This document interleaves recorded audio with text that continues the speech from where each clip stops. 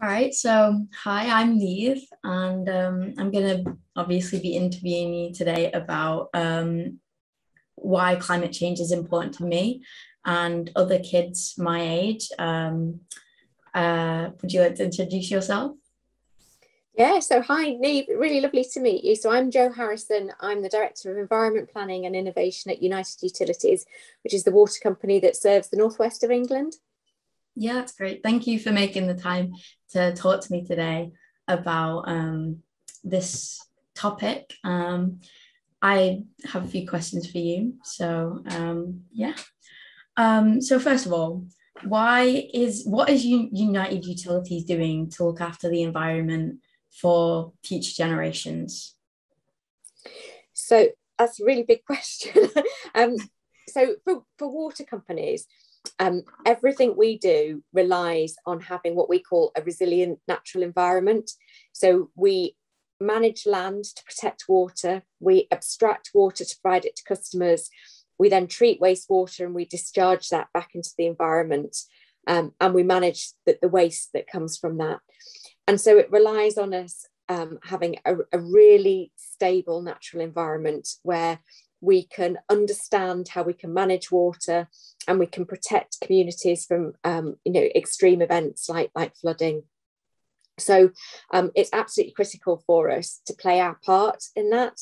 So we've set really ambitious targets in terms of managing our carbon footprint. So we and all the other water companies have agreed that we're going to try our hardest to become net zero by 2030, which is more ambitious than the government targets.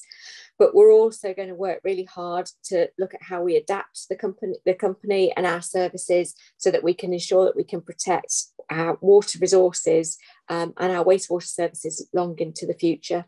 So, a good example of how those things come together is that we manage a lot of land in the northwest. So we manage 56,000 hectares of land.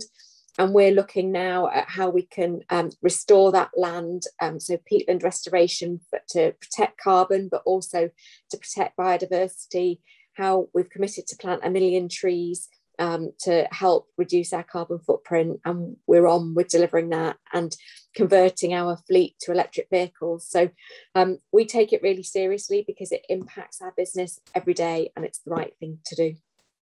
Yeah, that's great. I think that it's a very important thing to manage, and I think that's a really good thing.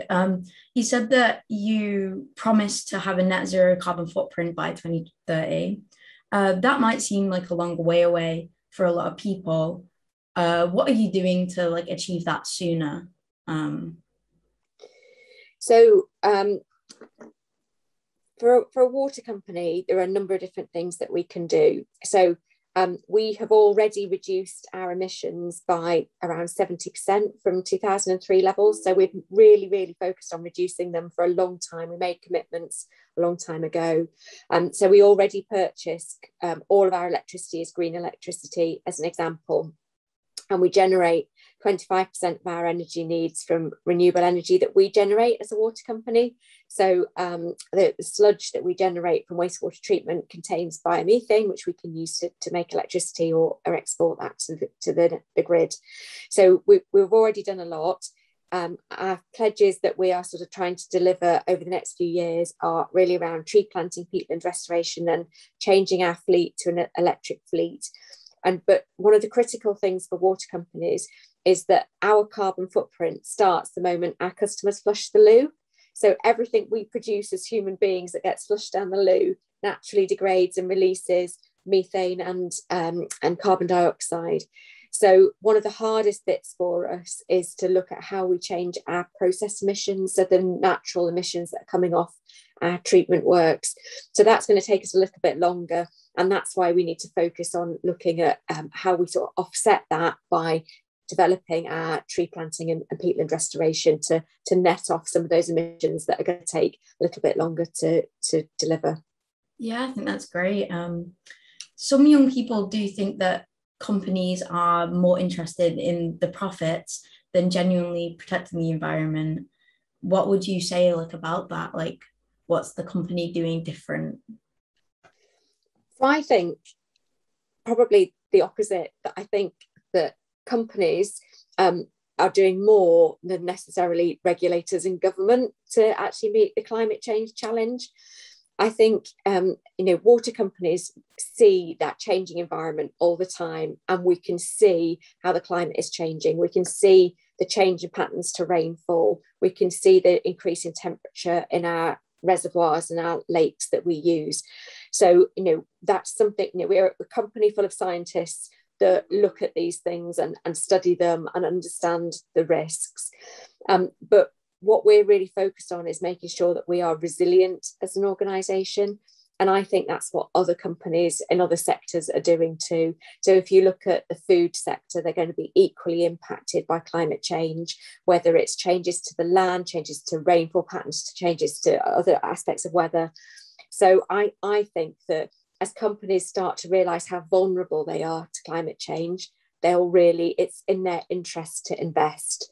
And I think the other aspect is that all companies rely on the financial system. We rely on being able to borrow money in order to fund our activities.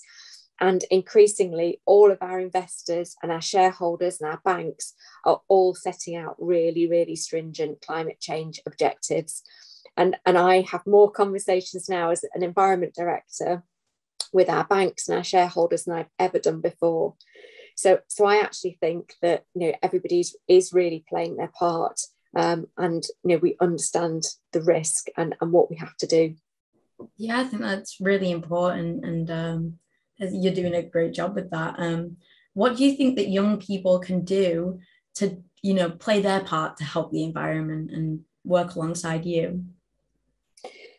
So one of the things I think is really important is this sort of constant challenge. Climate change isn't a new thing. And I remember when I was your age, I bought a T-shirt that said, I can't even remember exactly what it said, but it was something along the lines of, stopping global warming.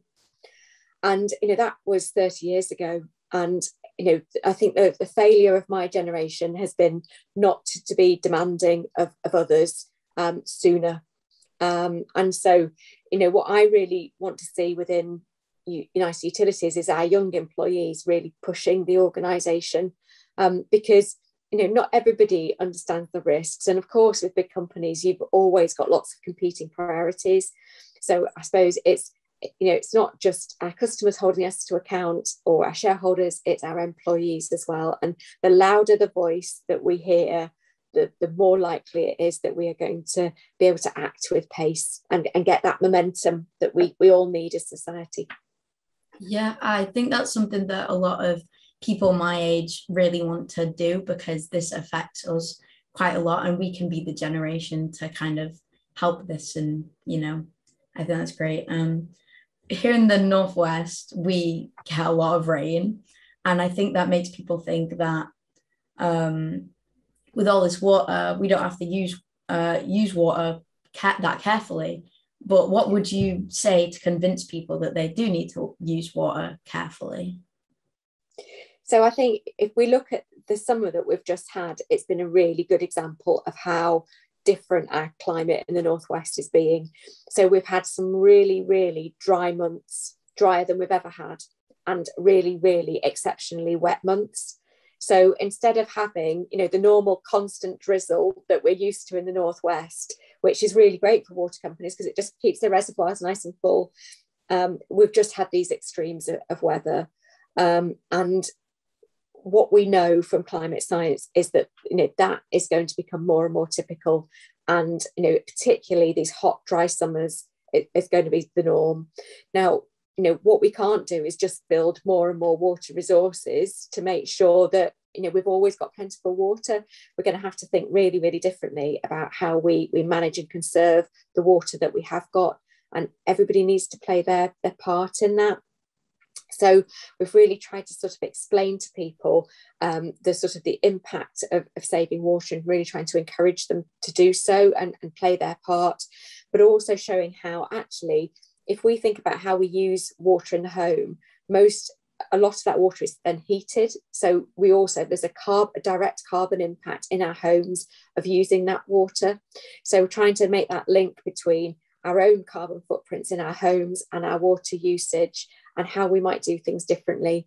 and really trying to encourage people to recycle water and to reuse it and to have water butts and all of those things that we know are good practice, but not everybody does. So that's where we're really trying to focus. Yeah, I think it's important for people to try and save water as much as they can. Do you know how much water you personally use, and what do you personally do to save water yourself? Yeah, so I think the average water use for people in the Northwest is about 140 litres per head per day. And when I looked at my water bill, I really hoped that I would be like, super good and much lower than that. And I'm not, I live in a family of 4. I've got 2 teenage daughters who spend ages in the shower. So I suppose what I know, I am a very nagging mom.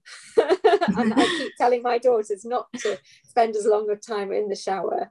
I'm really careful about trying to reuse water, and so particularly on the garden. So, if we've got cups of water that we've had with our meals, or we've got washing up water, I always try and reuse that and use water butts and all of those sort of things. So, I think it's just encouraging people to think that, you don't have to leave the tap running when you're cleaning your teeth. Do you really need to have a bath when you can have a shower? And it's just, constantly reminding people and trying to get into different habits.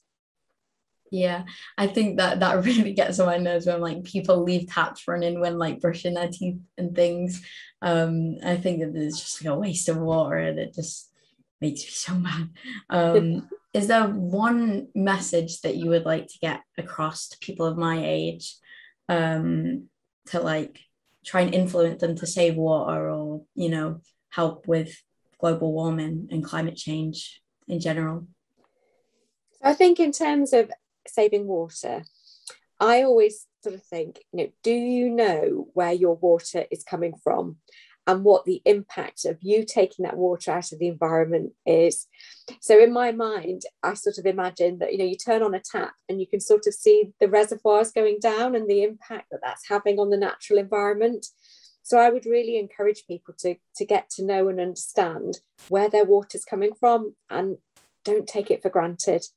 And I suppose it's not just your use of water, it's how you use our water systems as well. And so really making sure that we don't flush things down the toilet that are going to then end up in our lakes and rivers. So just making sure that wet wipes and sanitary products and cotton buds and all of those things are just disposed of properly in bins and not in toilets. They would be my 2 key messages. Yeah. What do you do to make sure the views of young people like me influence how you work, and what are the plans going to be for your future for the company to try and go further with this? So we do loads and loads of customer research to understand what people of the Northwest want us to do, where they want us to invest, what their priorities are. So, some people's priorities are about affordability and making sure that their bills are as low as possible. Other people are much more concerned about the environment and want us to invest more in that area. And obviously there's loads of different other views as well. But in order to make sure that we understand what our customers want, we do lots and lots of surveys and have lots of different groups. And we make sure that young people are a demographic that is really, really reflected in that, because they're our customers of the future. So I think we do quite a lot. We also speak to some of the other organisations that represent young people. So there's a Young People's Parliament in the Northwest, and we liaise with that quite regularly as well to help inform our plans.